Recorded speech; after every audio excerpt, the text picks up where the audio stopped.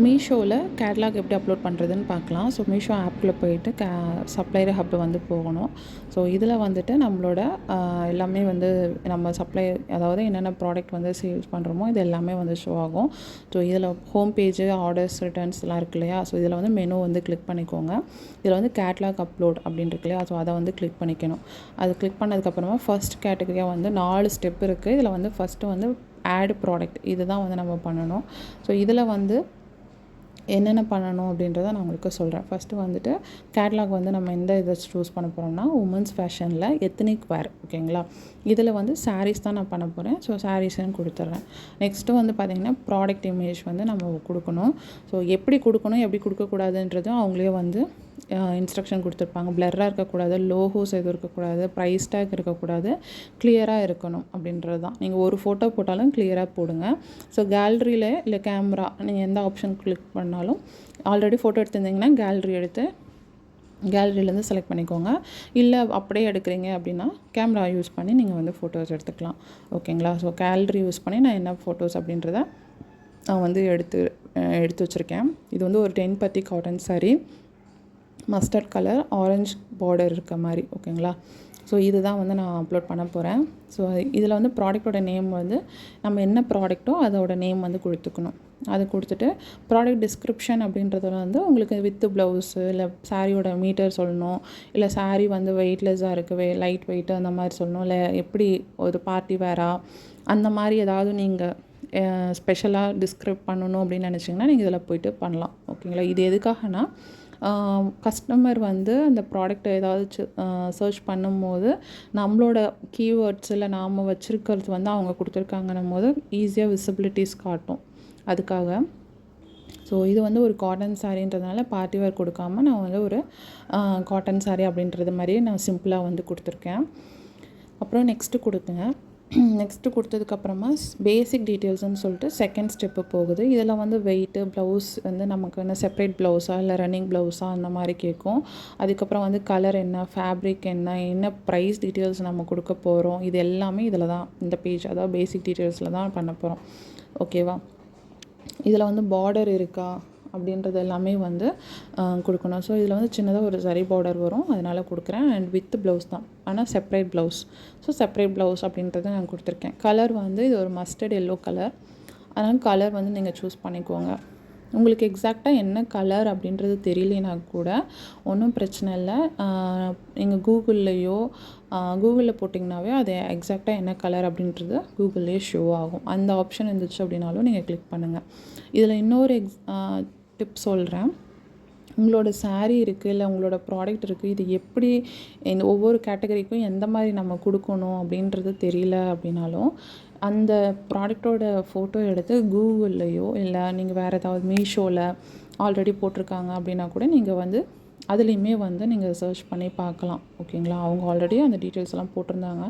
அதை அப்படியே வந்து நீங்களும் வந்து சேம் டு சேம் நீங்கள் அந்த மாதிரியும் கொடுத்துக்கலாம். ஸோ இதில் வந்து print and or pattern type அப்படின்னு கேட்குறாங்க. ஸோ இது வந்து tie and dye model. So அந்த மாதிரி கொடுத்துக்கிறேன். ஃபேப்ரிக் வந்து கொடுத்துருக்கேன். ட்ரான்ஸ்பரன்சி இருக்கா அப்படின்னு சொல்லி கேட்டிருக்காங்க.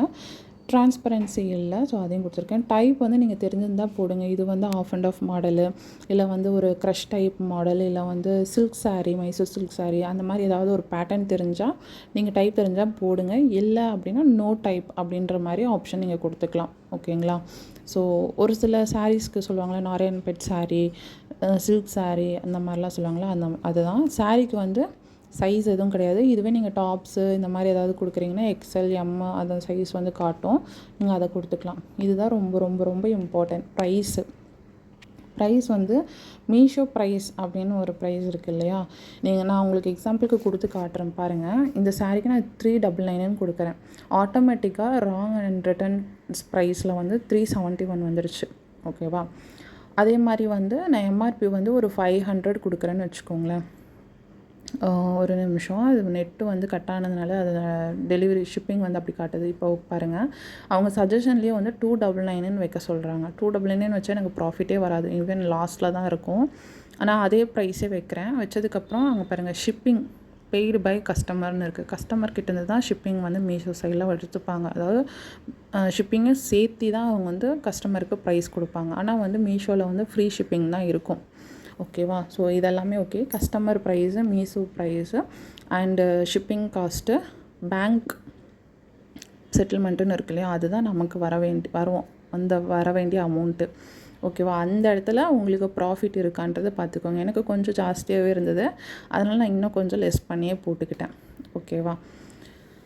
ஓகே, இதில் பார்த்தீங்கன்னா 358 ருபீஸ் 0.95 இது தான் வந்து என்னோடய பேங்க் செட்டில்மெண்ட் அமௌண்ட்டாக இருக்கும். இதில் பார்த்திங்கன்னா நான் வந்து வித்தவுட் ஜிஎஸ்டியில் தான் வந்து மீஷோவில் சேல்ஸ் பண்ணுறேன். பட் ஆனால் அவங்க சைடில், மீஷோ சைடில் வந்து ஜிஎஸ்டி, டிரான்ஸ்போர்ட்டு இதுக்கெல்லாமே வந்து சார்ஜ் பண்ணுவாங்க.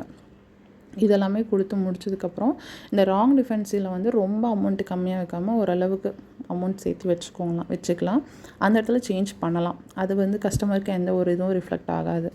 ஓகேவா? ஓகே, இதில் வந்து இந்தியான்னு அவங்க எடுத்துக்கிறோம் கண்ட்ரி. ஸோ மேனுஃபேக்சர் வந்து என்னோடய இதுவே வந்து தன்வி நிலாஸ் ஃபேஷன் வச்சுருக்கேன்.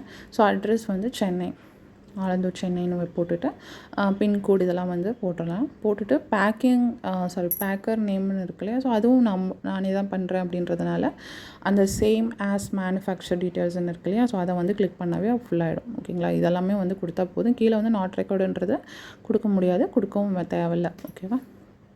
அடுத்த ஸ்டெப்புக்கு போயிடும். அடிஷ்னல் டீட்டெயில்ஸை நம்ம ஏதாவது கொடுக்கணும்னு விரும்பினோம்னா கொடுக்கலாம். இல்லைனாலும் இந்த ப்ராடக்ட் ஐடி வந்து கொடுத்து தான் ஆகணும். அவங்களே வந்து கொடுத்துருப்பாங்க.